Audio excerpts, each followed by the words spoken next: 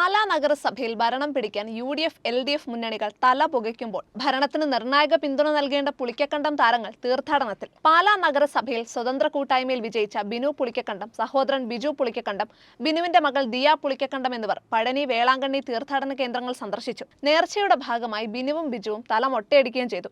ബിനു മത്സരരംഗത്തെത്തി കഴിഞ്ഞ 20 വർഷമായി ഓരോ തെരഞ്ഞെടുപ്പിലും വിജയിച്ചു കഴിയുമ്പോൾ പഴനിയിലും വേളാങ്കണ്ണിയിലും തീർത്ഥാടനം നടത്തുക പതിവാണ്. സ്വതന്ത്ര കൂട്ടായ്മയിൽ പ്രവർത്തിച്ച 10ഓളം പ്രവർത്തകരെയും ഇത്തവണ തീർത്ഥാടനത്തിൽ കൊണ്ടുപോയി. ഇവരും മൊട്ടയടിച്ചാണ് മടങ്ങുന്നത്. വലിയ ബസ്സിലായിരുന്നു യാത്ര. തീർത്ഥാടനത്തിന് ശേഷം ഇന്ന് വൈകുന്നേരത്തോടെ പാലാ മുരുക്കുംപുഴയിലുള്ള വീട്ടിൽ തിരിച്ചെത്തും. ഭാവി പ്രവർത്തനങ്ങൾക്കും രാഷ്ട്രീയ തീരുമാനങ്ങൾക്കുമായി 21-ന് സത്യപ്രതിജ്ഞയ്ക്ക് ശേഷം വൈകുന്നേരം 3 വാർഡിലെയും ജനങ്ങളുടെ ജനസഭ വിളിച്ചു ചേർത്തിട്ടുണ്ട്.